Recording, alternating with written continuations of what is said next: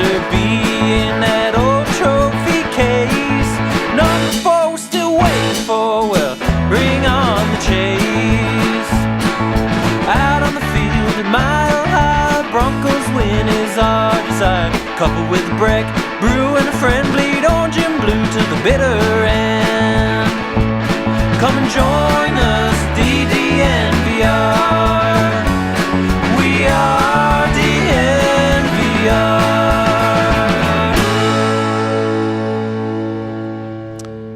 We are DNVR, and we are live from the Losers Lounge. Oh, boo. Tough one out there for the Denver Broncos today. We are going to break it down. We're going to talk about who we blame most. We're going to talk about the injuries. We're going to talk about what this means about this Denver Broncos team. But first, a shout out to our presenting sponsor, MSU Denver Online. A great place to go if you're looking to further your education. And, of course, MSU Denver students work twice as many hours as students attending any other Colorado institution. So if you're looking to maintain a full-time job while furthering your education, there is no better place to go than MSU Denver.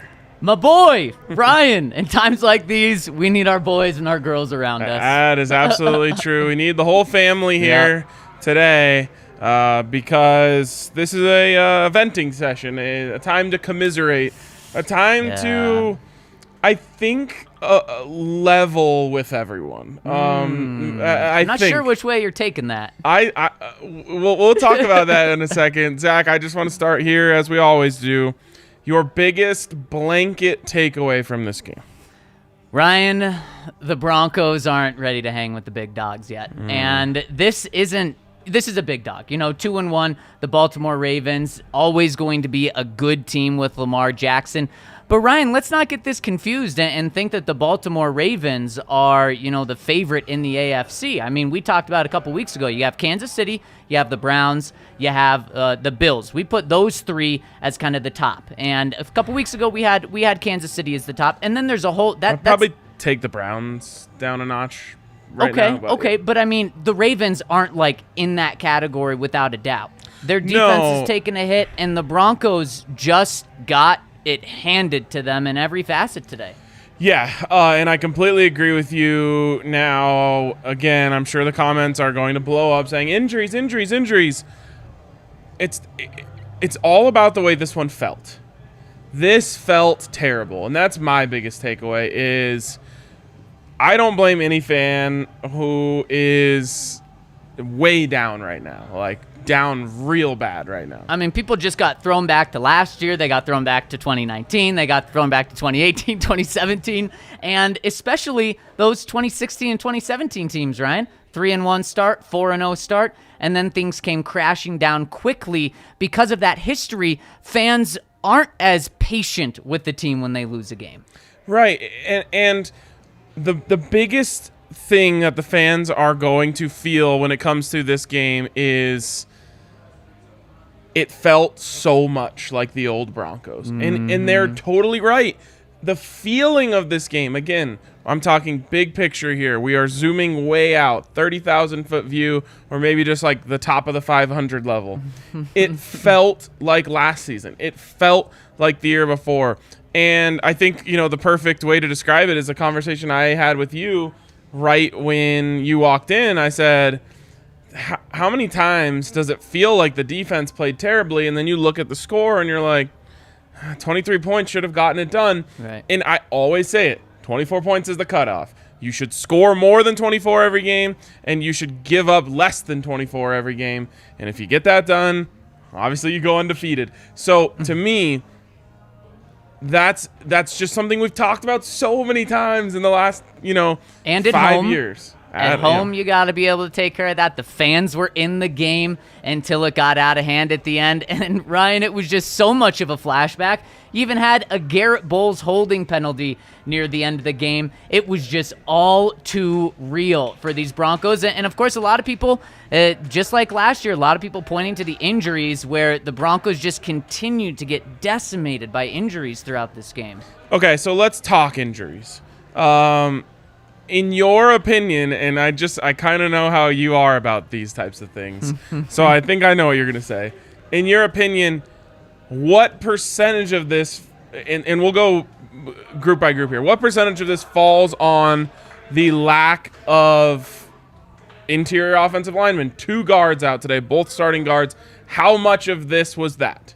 Not that much. Not that much, Ryan. And the reason is the Broncos' interior offensive line play just simply hasn't been that good up till this point. Now, was it phenomenal in this game? No, it wasn't phenomenal. Netani Muti gave up a sack. There was too much pressure on both Drew Lock and Teddy Bridgewater when they were in the game. But then on the flip side, Ryan, you run for 6.2 yards per carry on the ground throughout the entire game. So it's hard to say that the entire offensive line was terrible when that happens. They were bad in some respect, but Netani Muti and Quinn Meinerz did a good job for filling in for these two guys. We knew there was going to be a drop-off in play, but Ryan, you didn't have a drop-off in play in the running game. Yeah, and that's probably a different conversation, but let's go there.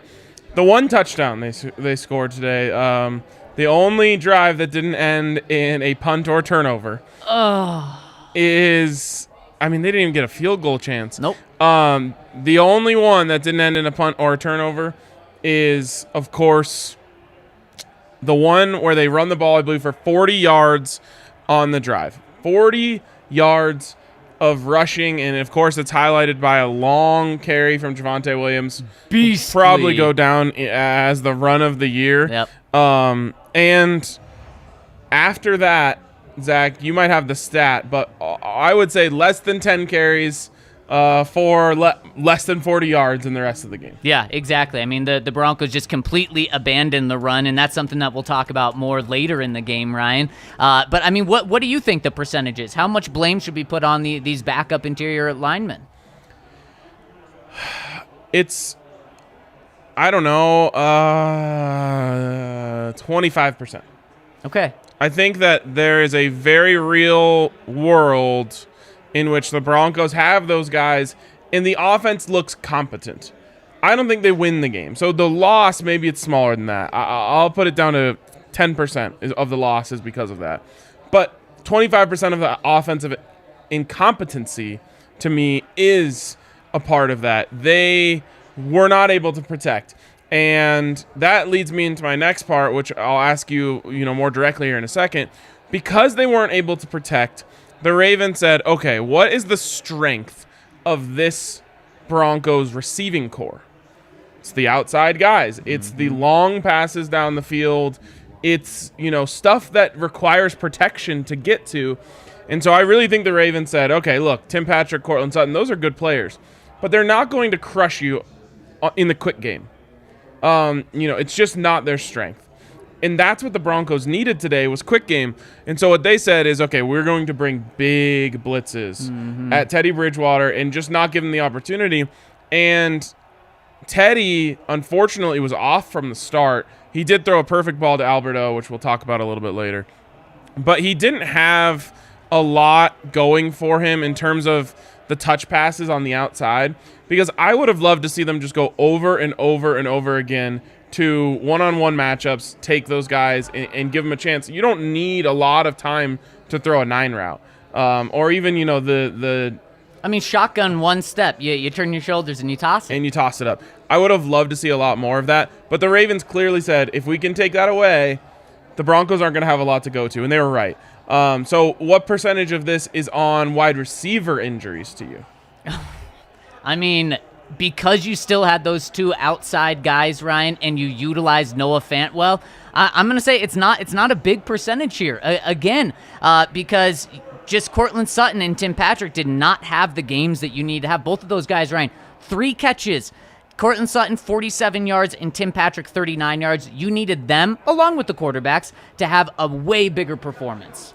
You absolutely did. Because, Ryan, you weren't going to count on Deontay Spencer before he got hurt. You weren't counting on Kendall Hinton. You knew who your third receiver was, and it was Noah Fant, and the Broncos got him involved, led the team with 10 targets. In fact, had the most targets in the game with 10. What did he end up with receiving-wise? 6 catches for 46 yards. So not the yards per catch that you would have wanted from him. 7.7. Aside from the the Javonte Williams run that was just 100% individual effort. Like I don't even know if I can give anyone else credit on that play.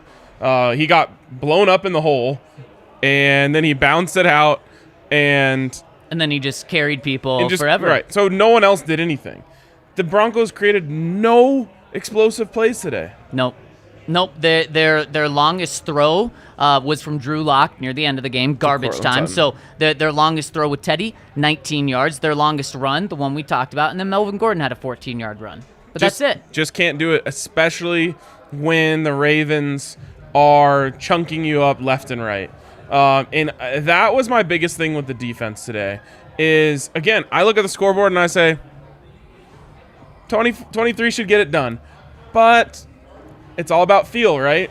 In this game. The way it didn't feel right. It didn't feel good. Now, I liked the game plan. I got to be honest. I said they have to take away the run up the middle. They did that easily. Held the Ravens to 3.4 yards per carry. Ryan, if it wasn't for the Ravens trying to get that 100 yards at the very end, the Broncos would have ended their streak. Broncos couldn't stop it. Ravens get 102 yards and continue their NFL history longest streak. Dumbest thing ever. Honestly, I thought someone should have done something about it. Like a Bronco player? Yeah. For kind of running the score up in a way? Yeah. Yeah. What are you going to do? Give you a 15-yard penalty for shoving someone? You don't want to do that, though. I mean, I'm not saying throw a punch. Okay. I'm not saying throw a punch. I'm saying shove someone. Let me get a little skirmish going. Yeah. Show a little backbone. I mean, it was disrespectful. They were running up the stats. And honestly, I'm not really that mad at the Ravens for doing it. I'm not. It's lame, in my opinion, and it's disrespectful. But I'm with you. Stop it. And it's the NFL. And so it's the who NFL. cares about disrespect? Right. I mean, remember we talked about this with women's soccer a couple of years ago? Yes. And you were okay with teams running it up. Again, I don't have a problem with them calling the play. I have a problem with the Broncos just letting it happen. Right. Yeah. Like, they deserved for Kareem Jackson to come in there like a missile and absolutely demolish Lamar Jackson. Mm-hmm. And that didn't happen. No, it didn't happen. It didn't. And Ryan, a massive concern to me in this game was the game plan worked. The Broncos did what we said they needed to do, keep Lamar Jackson in the pocket. But then somehow Lamar Jackson just crushed you through the air. But crushed your defense, not just your secondary, your pass rush they destroyed, and to me that is so concerning. What I really don't like is that it wasn't Lamar making like great tight window throws. He looked uncomfortable in the pocket for a lot of the game, and he's throwing the ball like so unconventional. They're kind of wobblers, and they're still being completed. Well, and he's throwing to wide open guys.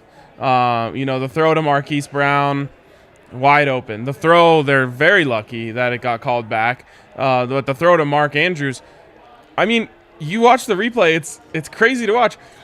Justin Simmons and Kareem Jackson run right past him. Yep. They're running the opposite way of him. Yeah. How does this defense have so many wide open guys? That's the problem. Yep. And Justin Simmons said it after the game. There was some communication issues in the back end, and he said like you can be good on 80% of plays, but that is not nearly enough in the NFL. No, not nearly enough. But also, Ryan, why are they having communication issues? I thought we had heard that this secondary has been sharp, especially the safeties. And Ryan, that's where you're getting beat deep was the safeties. And Ryan, your best secondary player today was a rookie who just came in and did a fantastic job. He was awesome. Yes. And that's our king of the game from DraftKings. King of the game, Caden Stearns, 2 sacks, a pass breakup, and he just does this thing where he flies. Mm-hmm. He legitimately flies. Yep. It's a lot like Kareem Jackson, and it's a really cool kind of like understudy of Kareem Jackson, in my opinion, where he is a cannon. Mm-hmm. And on those blitzes, he was so effective. The Broncos finally realized, okay, we have to try something else because forcing Lamar to beat us from the pocket right now is just getting us beat. Yep.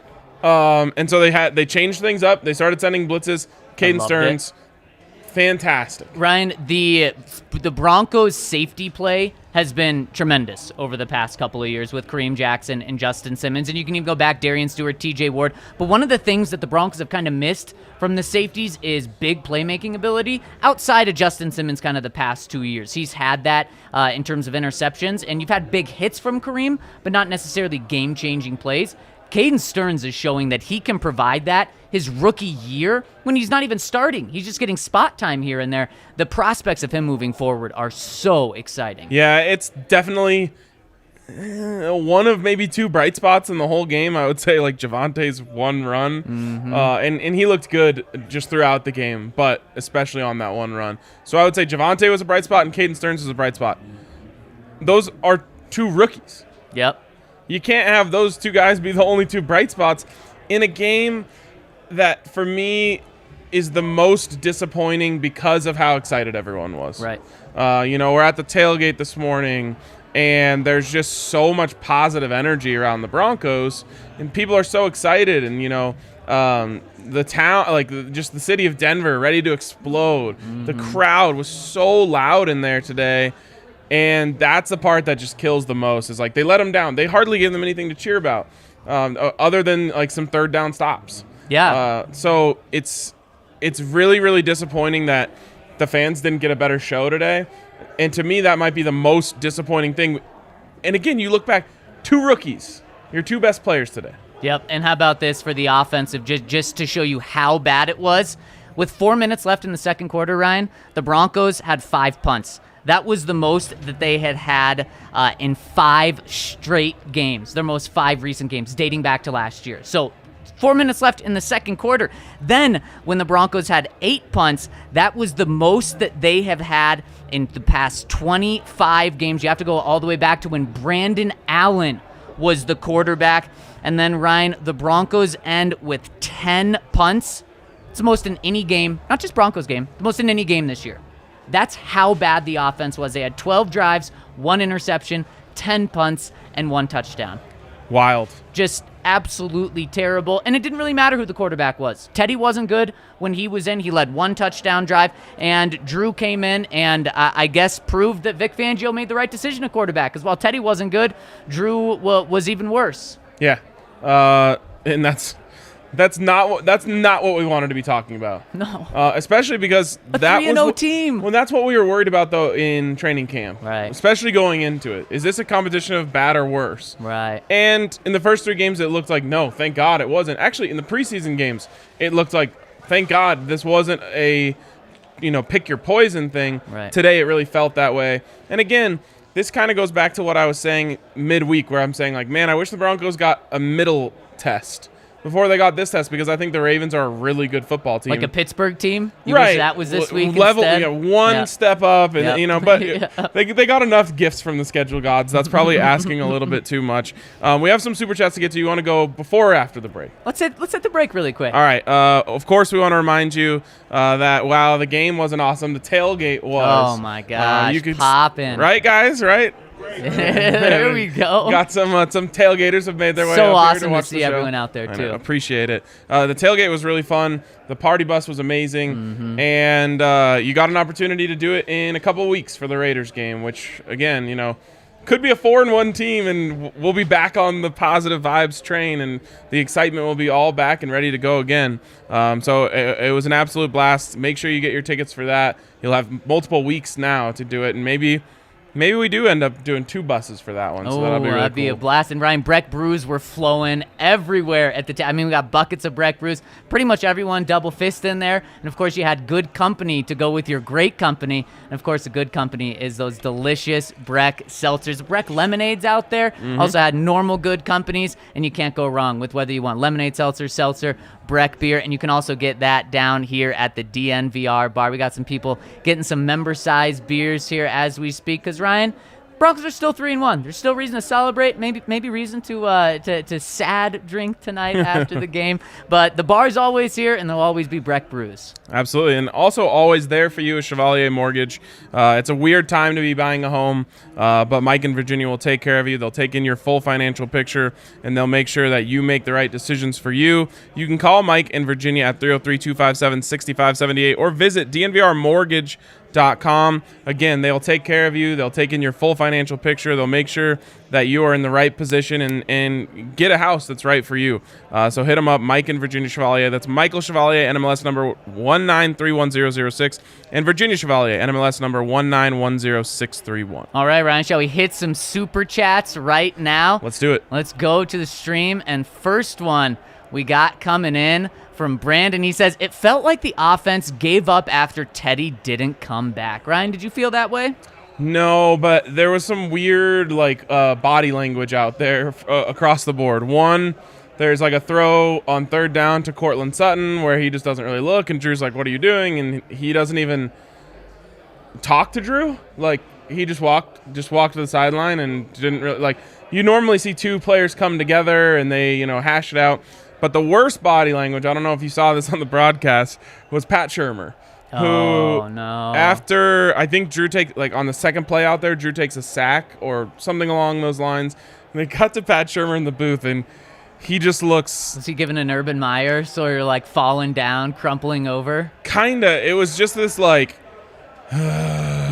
of thing that I was like, oh no, this is bad. Yeah. This is not good. So I don't think that, they gave up by any means, but I do think Teddy has assumed a position as the leader of this football team. Without a doubt. And without him, they were a little bit lost out there. So, Ryan, the offense was not good in the first half with Teddy. We've established that. But would you say that Drew's last drive where he got him down into the end zone through that pick to end the game was garbage time? And we don't have to count that? And it was garbage the way it finished. So there were 4 drives before that Drew led the offense. Guess how many net yards the Broncos had? 4 drives. Almost an entire half of football. 40. Nailed it right on the head.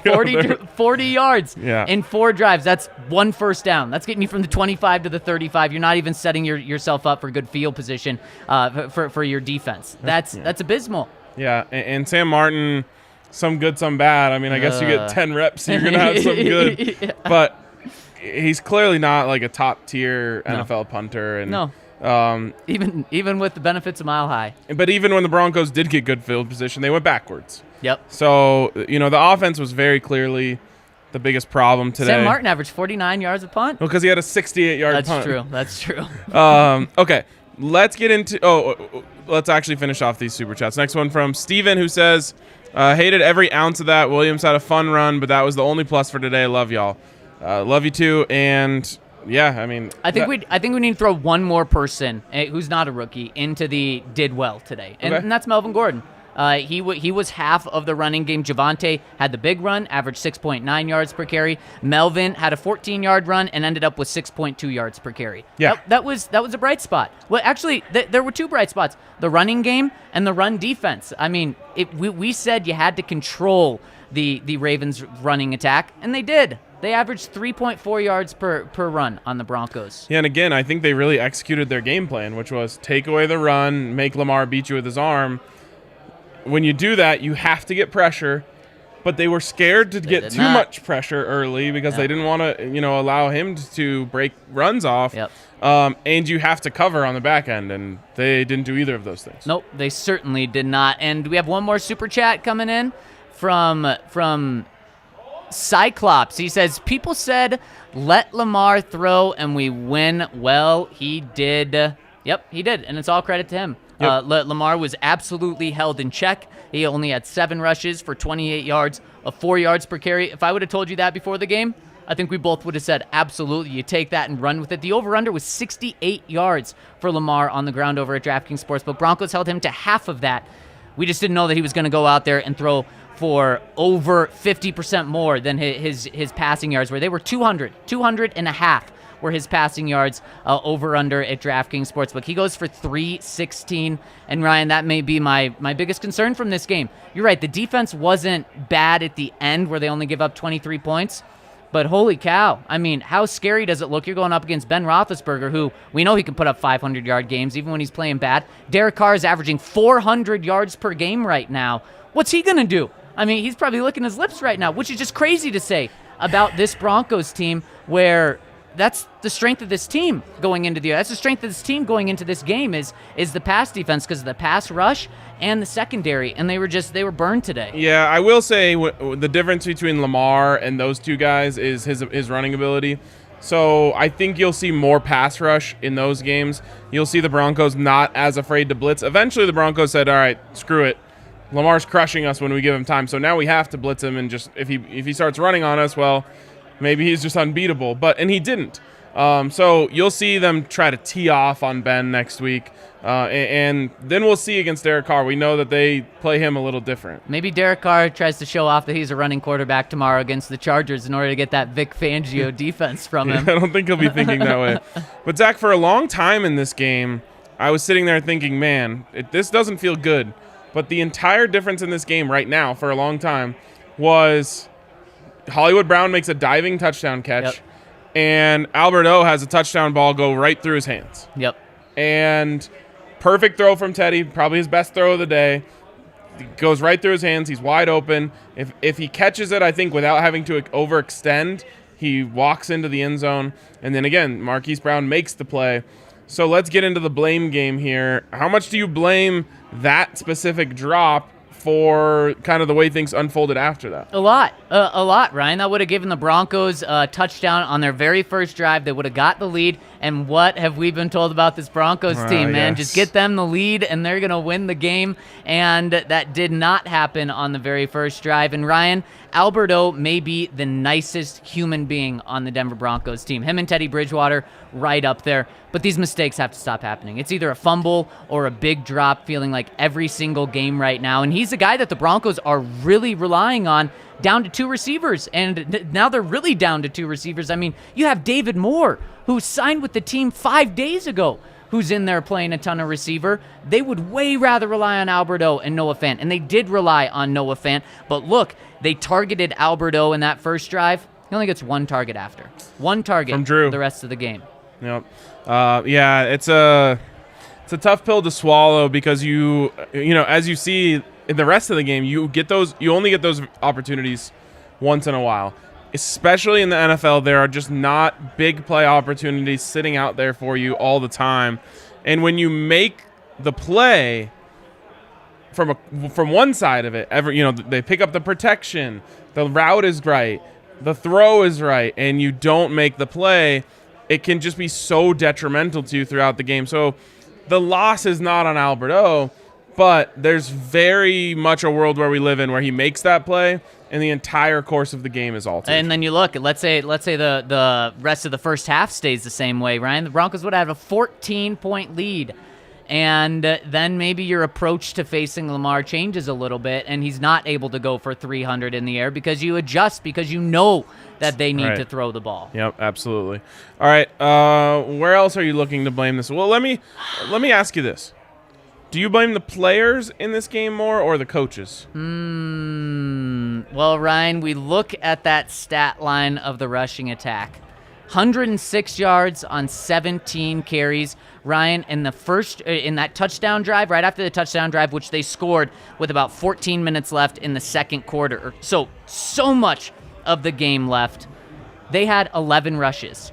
The rest of the game, so pretty much 3 full quarters, they ran the ball 6 times. 6 times when you were averaging 6.2 yards per carry, and you only had one big run, so it's not like you had an 80-yard run and then 16 other runs that got you 20 yards. No, you were running the ball well, and especially, what's Netani Muti good at? Is he good at pass blocking or run blocking? Much better at run blocking. And what's easier for Quinn Meinerz coming in his very first start? Trying to, in the words of Marshawn Lynch, run through a MFer's face. Yeah, run through a tree, right? Yes. Which he has done before. And so I have to put this on the coaching staff. Now, obviously, the execution was not there as well, but 6.2 yards per carry, and you run the ball 17 times. And on top of that, you have a backup quarterback come in for an entire second half, and you run the ball. Let me see how many times they ran the ball in the second half. They ran it twice in the third quarter, and they ran it twice in the fourth quarter. They ran the ball 4 times in a game where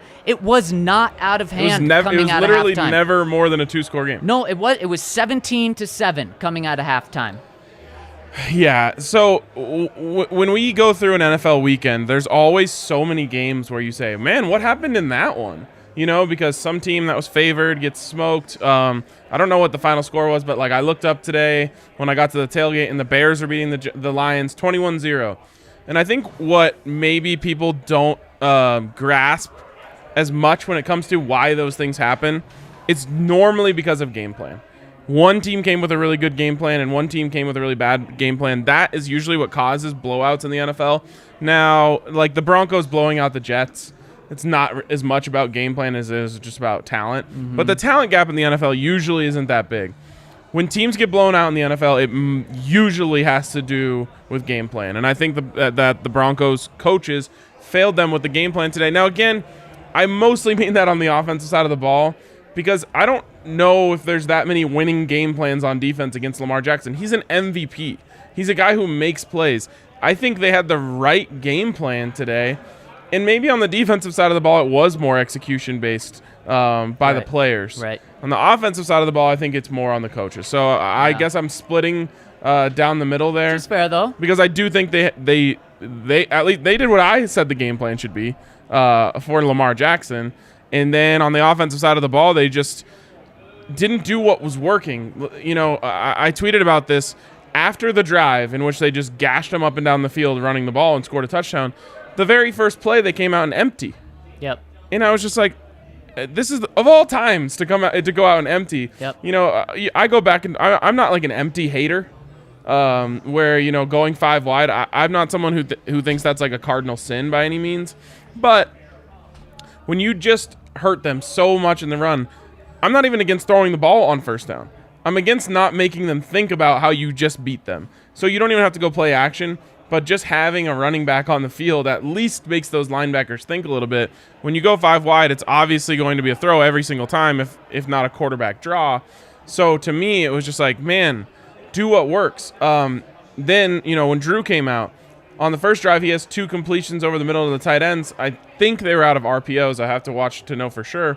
But they went away from that after that. Yep. It felt like they really struggled, Pat Shurmur specifically, in keeping momentum rolling based off of what's working. Yeah, well, initially on that, in that first drive when they started to get a little momentum with Drew, Ryan, they were doing things Drew did well. Quick, one-read decisive plays, and then that kind of went away. Maybe it's because the Ravens adjusted really quickly to it because they had the book on him. It just took them a series to whip it out and show it. And so I think that exposed Drew and Pat Shurmur for calling that poorly. And when you look, Ryan, the first 3 weeks of the season, Teddy, fantastic. He could put the team on his back, and he was doing that because the running game was struggling, the offensive line was struggling. Today, not the day to put the team on his back, and he made it very clear. In the first half, in the first quarter, they were struggling. He finished throwing 43% completion, Drew 57% completion. This game should not have been put on the quarterback's shoulders, and you should have adjusted that, especially on 1st and 10 when what happened on 3rd down? For you to go 3 of 14 on 3rd down, which is terrible, it's because you were in 3rd and long all the time. What happens if you get 6 yards on a 1st down because you run the ball and you get your 6.2 yards? It's going to be really hard to get a 3rd and long unless you're sacked, which the Broncos did have 5 of those today. But you just set yourself up for a position to avoid those 3rd and longs, and that's what Vic pointed to in terms of why the Broncos were so bad on 3rd down was 3rd and longs, and you just continued to put yourself in that position all game. So you mentioned the quarterbacks, and I think they're the last, place where you point the finger here. How much of this game was on poor quarterback play? And again, I'll just lump the 2 guys into one quarterback because I don't think there was any really noticeable difference between them. So here we go. Here are the stats. 51% completion. Brutal. That really knocks Teddy down from where he was at. He was on pace to join like the elites in NFL history if he had a 4th straight game of 75% completion. Nowhere close to that today. Almost half of that. So 51% completion for the 2 of them.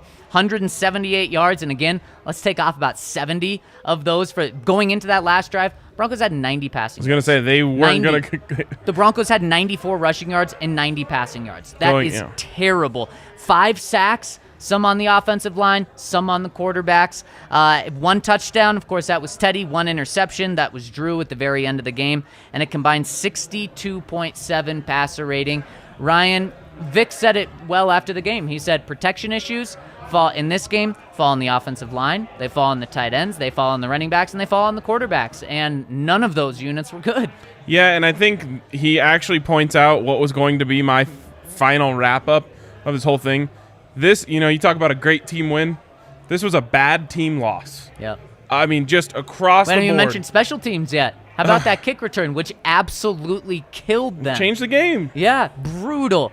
I mean, just when you need special teams to step up in the worst way possible, they do. And just, I mean, that reminded me of the end of half management. Yep. Everyone's freaking out about Vic not calling a timeout there. Well, we found out why Vic wasn't calling a timeout. Why? Because he didn't trust his offense to move the ball at all, and he was right. Yep. Because they couldn't. They went 3 and out, and they gave the ball back, and then they gave up a score. Yep. So it's a team loss, like a really deep team loss. But the quarterbacks are always going to be who you count on the most. 90 passing yards going into the fourth quarter of an NFL game, or going into the final drive, of an NFL game, will never work. You better be rushing like the Ravens. You better be rushing for 200+ yards. Tim Tebow, Yes. Bronco. Yes. That's the only team I know that wins, throwing the ball for under 100 yards in today's NFL. Yep. And that's not even today's NFL. That's a long time ago. So Yep. the quarterbacks, I think, are a big problem, but it's hard for me to point the finger in any one direction, except for maybe to the Ravens, who I think were just really good. They did all the things that made the Broncos quarterbacks uncomfortable. They were getting pressure at a high rate. The corners on the outside weren't getting beat badly. They were holding their own in man coverage, and so they did a great job. But this is a cross-the-board team loss. Everybody, whatever the opposite of a game ball is, everyone gets one except for Caden Stearns, Javonte Williams, and I guess Melvin Gordon. Concern level, Ryan. Is this one game? Because what was interesting, Ryan, is in the post-game press conferences, the mood you could not feel like it was a 3-1 team. This felt bad. It felt like they were just beat down, and it felt like they knew this was our first test, and boy, did we swing and miss. I want to talk about that in a second. We do have a couple super chats. Let's get to those before the break. From Zach Castro, the homie, he says, on to the next. Learn from today and move on. That's pretty much what Vic said today. He almost said on to Cincinnati, except the Broncos are playing Pittsburgh. So he said, we're on to Pittsburgh. I mean, the most Bill Belichick quote you can get. And I guess that's what you have to take. That's the approach you have to take. Obviously, the Broncos are going to look at this tape tomorrow, then completely move on. Ryan, there was a chance that the Broncos were going to have a I'll see you Wednesday approach if they had won this game. And what that means is Vic was going to give them 2 straight days off because this was going to be a big win. Everyone knew how big this game was, and there's no see you Wednesday. We'll see you bright and early tomorrow. Yeah, they better get in there tomorrow. Yep. Another one from Zach. He says, we need to play week to week. We are 0-1 this week. It sucks, but next week is a new week. That's kind of perfect leading into our next conversation, Ryan. Yes, and of course, we also have to have a conversation about Hassel Cattle Company. Oh, tell me about it. The absolute best affordable Wagyu beef out there. They'll send it straight to your door. We love it so much we carry it here in the bar. Yep. You can get a Hassel Cattle Company Wagyu beef burger. You can get it with, jalapenos and cream cheese on there, green chilies and cream cheese. You can get an onion ring. Yep. So there's one that has onion ring, a little barbecue sauce on it. Stop. I haven't had food in a while, Ryan. You're killing me. You had to eat that crappy press box food. You got to love Hassel Cattle Company. You got to love the fact that they'll give you 10% off every single time you order if you use the code DNVR10, and of course, free shipping if you go over $200. And you can throw it in the freezer. You're going to want $200 of this stuff. Yep. Yeah, absolutely will. And Ryan, something else that we put our stamp of approval on here at DNVR Strava Craft Coffee. We've got Strava Craft Coffee on tap here. And if we put our stamp of approval on it, it means it is good for your house as well. We've all got it in our house. Wake up to it every day. Keeps me going throughout the day. And then great thing about Strava is it's got that CBD infusion, so you get the caffeine get up, and you also get the benefits of CBD, which helps relieve aches, pains, headaches, migraines, anything that's going on, and can help relieve, including some people say it gets rid of the coffee jitters, so you can drink as much of it as you want without getting jittery. I don't recommend that. It's a risky game to play, but you can do that, and you get 25% off your first order of Strava Craft Coffee using the code DNVR25. You'll get 25% off, and then subscribe, and you'll get 20% off every time after that. Finally, a shout out to DraftKings. DraftKings. If you see my eyes wandering at all while we're on the show, it's got a little action on the game here. A little action on Sunday Night Football. Do. Oh, yeah. What do you know? Tom Brady going into New England? How could you not? Yeah. How could you not? And I love DraftKings, but Ryan, I think everyone was wrong on this line. I got to think New England gets destroyed. We will see. It's not off looking like it right now. Yeah, it's off to an interesting start. Tom looked a little overamped early. But anyways, all these games are a little more fun. Maybe he's drinking coffee without the CBD. Oh, there you go. Yeah. I don't think he would ever do that. No. Anyways, it's always a little more fun when you have some skin in the game. So hit up our friends at DraftKings. And right now, when you sign up and use the code DNVR, you can bet $1 on any NFL market. You get $150 in free bets, which is a great way to start off your career. You know, $25 here, $25 there. Figure out what you like. Build up that account. It's awesome over at DraftKings Sportsbook. And also, you can get a sign-up bonus up to $1,000 when you use that code DNVR. Of course, you must be 21 or older, Colorado only. Bonus comprised of a first deposit bonus and a first bet match. Each up to $500. The deposit bonus requires a 25x playthrough and restrictions to apply. See DraftKings.com/sportsbook for details. And if you have a gambling problem, call 1-800-522-4700. Get in on live right now. You got to go quick. Tom's heating up. Ryan, I mean, we were talking about how this game just reminds us of last year and the last 5 years, and the comment section's even feeling that. We have someone blaming this on Elway right now. So, I mean, boy, it is his team. One loss, and this just feels like we are back in the dark ages. Yeah, are we? No, we're not. Concern level there? There is a high concern level. You can't overlook the way that game looked and felt. But I do think that you can make enough... I'll just use the word excuses. You can make enough excuses to where you can say, okay, but this team is 3-1. They're playing the Pittsburgh Steelers next week, who are not the Pittsburgh Steelers of old. Now, it's never easy to go across there and play in the terrible towels and all that stuff at Heinz Field. I agree. They are 0-2 there.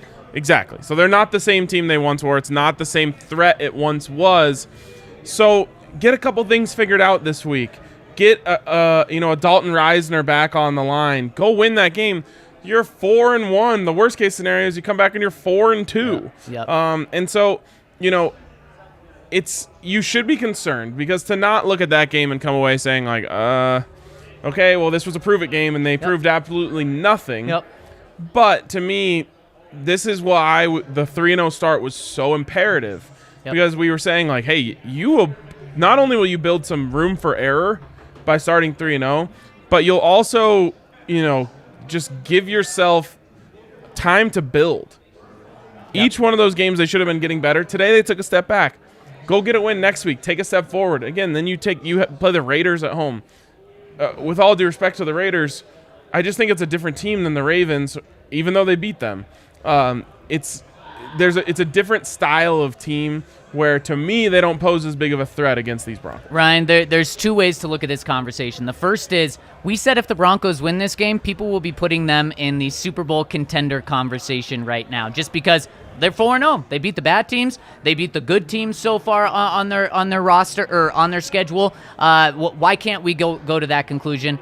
That has been completely knocked away. I don't think anyone can say that after this game, and so that's fair. But I don't think going into this season, Ryan, we weren't expecting the Broncos to be Super Bowl contenders. We weren't even expecting them to be competing for the AFC West division title. We were expecting, we said if they're competing at the end of the season for playoffs and make it in the playoffs, that's a successful season. That is still there. That is very much still there with their 3-1 start. And Ryan, there's a chance they're still at the top of the AFC West if the Raiders lose tomorrow. Now, it's obviously very tough. Chiefs are only going to be a game behind them.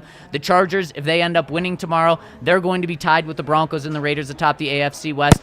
But you're still very much in the thick of it. So concern level, on one hand, you're not one of the best teams in the AFC, at least as of this week and what we know through the first month of the season.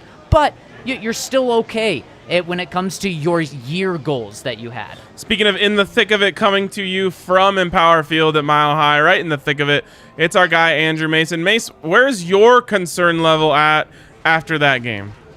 I mean, like Zach said, I think it's apparent this team isn't a contender for anything big. I mean, it's not a Super Bowl contender. It's probably not an AFC title contender. I mean, if you're going to look at some of the early games, take a look at Buffalo. That's what a contender looks like right now. And the Broncos aren't there. Are they a contender for a playoff spot? Are they still in that fringe playoff territory? Absolutely they are. I think the thing that we kind of learned, among other things, as I get further from it, is I think we finally saw this team reach a point where the injuries actually cost them. I mean, everybody can kind of get by with an injury here, an injury there, but on the offensive side especially, when you combine losing the speed threat of KJ Hamler and Jerry Jeudy with losing both of your guards and having to go with young players on the interior, you finally reached the point where it snapped. It had been bending and bending, and finally it broke. So until you start getting Glasgow, Reisner, Jeudy back, I think you're going to continue to see similar struggles for the offense, no matter who's a quarterback. Okay, Mace, I think that's a great point and something that I want to get to, because we know how much of an excuse, and legitimate, but also an excuse, injuries were for this team last year, especially early. However, they weren't playing a fully healthy team. The Baltimore Ravens had 14 guys on the injured reserve coming into this game. The Broncos didn't have that many. The Broncos had a lot of injuries, and some key ones. I mean, missing 8 starters is huge. But, again, it wasn't like you were playing a Baltimore Ravens team that was totally healthy. And so how much do you rely and weigh these injuries as excuses that they can use moving forward, or that are legitimate? Well, I think it's legitimate, but I also think that when you step back in, Baltimore's operating from a higher norm than the Broncos are when they're healthy. And of all the players that Baltimore's lost, they didn't lose the most important one, and that's Lamar Jackson. And if they lost him, I think you'd be talking about something entirely different. But Baltimore's operating from up here; they're a legitimate contender. Broncos are kind of starting from down here, so Right. They're just two teams that aren't on the same level right now. Baltimore's experienced, perennial playoff team. Look, if the Broncos do sail in through the back door and they're a 6 or a 7 seed, there's a decent shot they might have to play them again in January. And That's what Vaughn said today. Yeah. What? That's what Vaughn said today. Yeah. He said, we'll be seeing him again, and I like the Well, yeah. confidence. Yeah, I like the confidence. I don't think that people are going to expect the Broncos to win it unless Lamar Jackson is out. But it's kind of trending toward that, and that's why, like we were asking, is this team for real? Is it not for real? Are we going to know after this game? I mean, I think this team is for real, as like you said, and like George Payton said, one that's going to play relevant games in November and December. Could this team still be 7-3 at the bye? Absolutely. It's not hard to envision that. You lose this game, but should they be a decided underdog against the Steelers? Probably not. I think that game's basically a coin flip next week in Pittsburgh. So if that's the case, they can get back on their feet quickly. But I think, at least for the moment, the big dreams that I think were percolating throughout Broncos country, if they could have won this game, I think it's time to put those on the back burner and say that probably the reality is that they're a good team. They should be in the playoff race the entire season, but they're not on the level in the AFC of Buffalo, Cleveland, Baltimore, and maybe even the Chargers if they prove to be for real.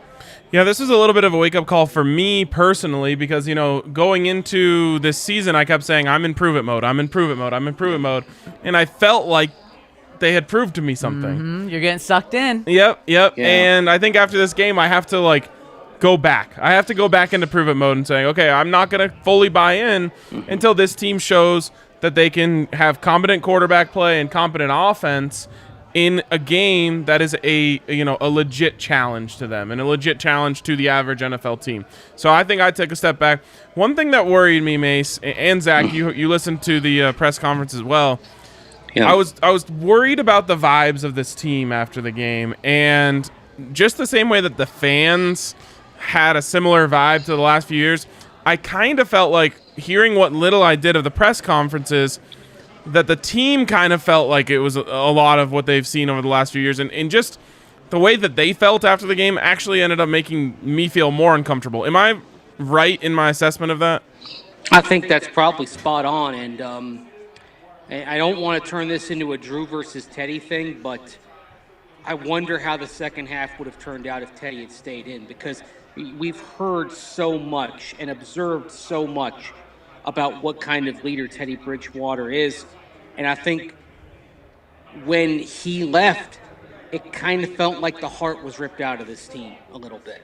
And not knowing whether he's going to be back for next week. Now, Vic sounded optimistic about Teddy because he talked about how he looks to be already on the mend and doing better even after the second half of the game. But I do kind of look back at that second half and wonder if that would have turned out any differently if it had been Bridgewater out there, because it seems like this team does draw a lot of confidence and inspiration from number 5 that, with all respect to Drew Lock, they just don't draw from him.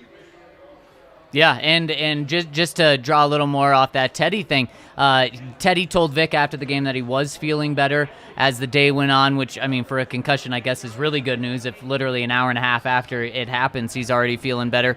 But you still won't have Teddy be able to practice this week until way later in the week. I believe he wouldn't be able to be a full participant if everything goes the right way until Friday. So, I mean, that is, regardless of what it is, that's impacting you for this next week. And Drew said after the game that he's preparing like he's the starter here. So if it wasn't bad enough having the quarterback competition in camp, now you're just going to have a lot more quarterback drama, up in the air drama throughout this week. Mm-hmm. Yeah. You might, but I would also say this, like if Bridgewater can be full go by Friday, if things are trending that way, he can still do walkthroughs up to that point. And that's where I imagine if it looks like it's headed in that direction, you would see Vic and Pat Shurmur hopefully alter the practice schedule, alter what they do day to day a little bit, and maybe do more of the install type stuff on Friday, and wait until then, until he's out there. So there are ways that you could kind of work around that if Teddy isn't available full go until Friday to make sure that he was ready. But bottom line, I think one thing we kind of can say distinctly from today is that if Bridgewater is healthy, and is cleared, he's going to play. I don't think they're going to hesitate on putting him back in there. I don't think they're going to say, okay, we'll let Drew have this week. I think they need Teddy, and they'll make sure he's out there if he's cleared. While the play wasn't really that different between them, at least through my eyes, it did feel like a team that was a little bit lost without their leader out there, and that's understandable with what we know, like you said. Well, after the game, Ryan, like you said in the press conferences, everyone kind of felt dejected, and it felt more than just one loss. That's why I was saying it didn't feel like a 3-1 team after the game. No, it really didn't. It felt like a multiple loss, which it shouldn't. And that's again what worried me is I just didn't like the feeling of dejection from those guys. Like Vaughn, it just sounded like Vaughn after like finding out they missed the playoffs again. You know, like he was so down in the dumps after that game, and I would have. He's the one who said it was a playoff game, right? I mean, that's the thing, and that's the danger in putting too much on a week 4 game, and so maybe they're going to have to kind of take gear shift and get back on track here in the next few days, because look. And we had talked about this briefly earlier in the week.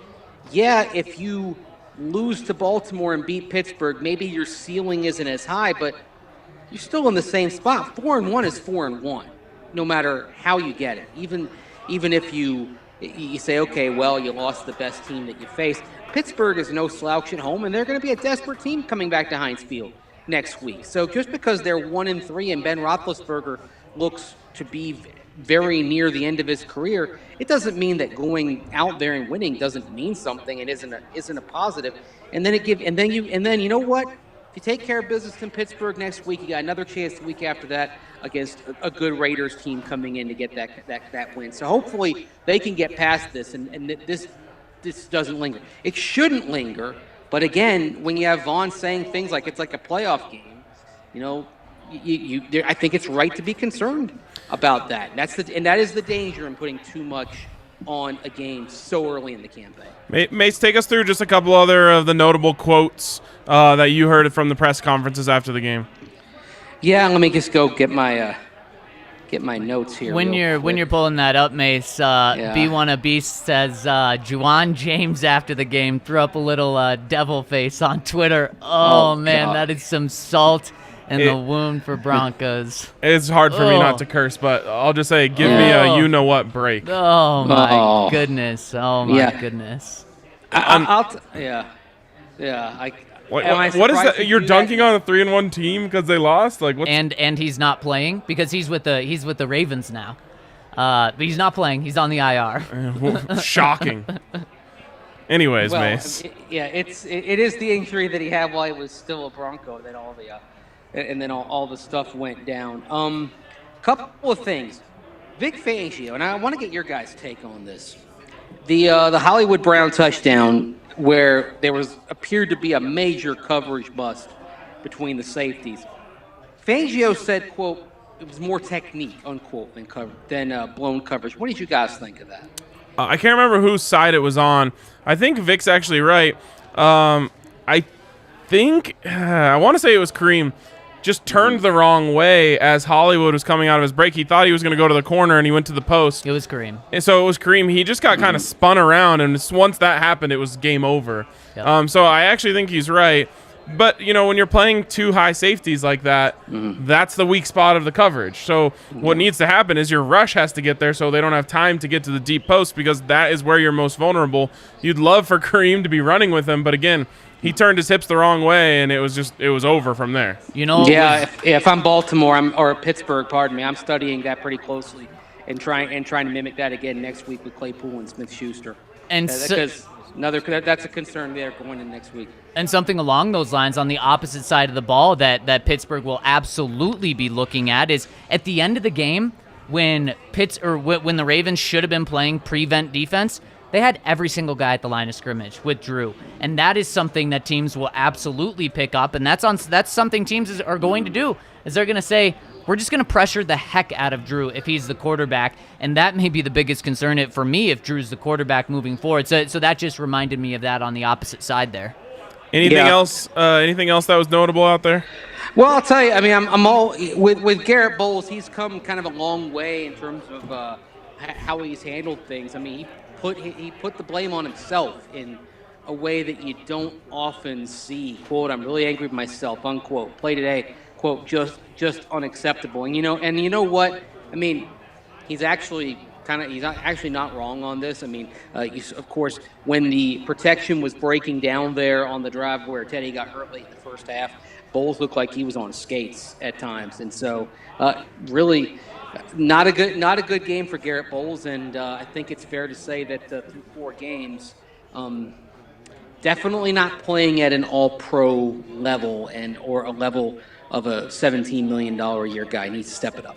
I would say of Garrett, I feel the same way about him as I feel about Cortland and Tim Patrick today. It's just like, with the injuries around you, we needed more from you today, and the Broncos didn't get it. Well, and then I have to ask you guys, what's your concern level with Justin Simmons? Because last week, obviously, Bleacher Report put out a ridiculous article saying he should have been benched. No one's saying that should be the case. But today, he has a textbook PBU. I mean, just absolutely perfect diving. And then the very next 2 plays, he gives up huge plays to Mark Andrews. How concerned are you with Justin Simmons, the second highest paid safety in the league right now? Not too concerned, and I think part of it is that if you start getting healthier on the back end, perhaps he's not going to be going up against a tight end like that very often. I mean, Mark Andrews is going to make a lot of people look silly. I mean, sometimes it's okay. Hey, other teams have guys too, and they get. It's kind of cliche. They get paid as well. Blah blah blah blah. And Andrews, I mean, I believe he made another play at the expense of Kareem Jackson as well in the game. I mean, they just kind of they had a moment. They picked at him, but again, Simmons had the PBU. He had the safety blitz that got the Broncos off the field early in the game. I mean, he did make some good plays. He did make some good plays out there today. To be fair, though, Mace, I mean, you have to play 4 more games against elite tight ends, and Darren Waller and Travis Kelce, and those guys are better than Mark Andrews. And they are, yeah. And but you are hopefully going to have Ronald Darby back, and you're going to be able to put Pat Surtain on those tight ends, which was your initial plan to begin with. That is just, I mean, that's putting a ton on a rookie if you're not comfortable with the highest paid safety in the NFL, the second highest paid safety in the NFL. I was concerned that he got beat twice back-to-back plays. Yeah, well, and Surtain got gave up a lot of catches today. Lamar too. was not afraid to throw his way. And I like that he's usually in the right place. You know what I'm saying? Like, he's usually not getting burned. Yep. But he's giving up a little too much right now in terms of catches. He'll get there. He's young. He's a rookie. But if you're talking about using him to take away Travis Kelce and Darren Waller, those guys, they'll take 8 yards at a time all day long with those guys. Yep, exactly. And then you had Kyle Fuller. I mean, he went for the ball on that one play and whiffed, and it turned a 15-yard catch into I believe it was a 30-yard gainer. I mean, there's not anybody in the secondary today you can point to and say, hey, you had a great game.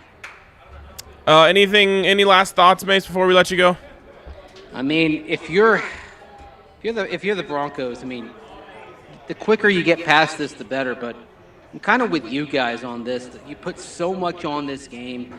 You had Von Miller calling it like a playoff game. You've got to do basically. It's like a forest fire. You've got to find a way to contain this thing, turn the page, move on, get past it. I think that's going to be the story of this week. Can they avoid letting this thing linger? Because they haven't had high leverage games in a long time, and here they had probably the highest leverage game they've had since the end of the 2016 season, and for reasons within their control, some reasons outside of their control, they face planted today. So how do you get up and get past that? And if they can find a way to do that in the next 7 days, this isn't a vintage Pittsburgh team that they're going to face next Sunday. But you know what? If you go to Heinz Field and get a dub, doesn't matter if it's a great Steeler team or a mediocre one. You've accomplished something, and if they do that, the taste of this game is gone, and then it's on to the Raiders. And it'll be something that they didn't do the last couple times they started hot in 2016 and 2017 is actually rebound and show that they can get out of this losing quickly. Yep.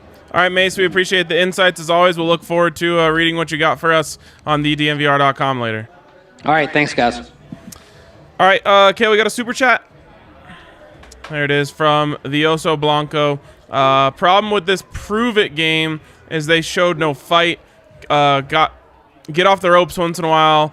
Less than 2. I can't see that because there's something over it. 2-score game, and it felt impossible. It did. It did. It was crazy to near the end of the game saying if the Broncos hold them to a field goal, there's 13 minutes left in this game. They're only down 2 possessions. But it felt way more daunting than that. Yeah, unfortunately, the first 3 games of the season haven't felt anything like my Buffs, and this one felt a little bit like it, where it's like, wow, 90 passing yards, really? That's it? Yeah. I don't know how they're going to score 2 times. Also, the punts, I just can't handle you got to go for it once in a while. Vic said if those third and longs would have become manageable, he planned on going for it a lot on 4th down. You know what's really not manageable? What? Scoring without the ball. That's true. That's tough. Not manageable at all. So you're an all or nothing guy. You play to win the game. What is there? 6 minutes left in the game. You're down 2 scores. Yeah. You're punting the ball. Yeah. I mean, and then your punter can't pin them. Yeah. Yep. 25-yard punts occasionally.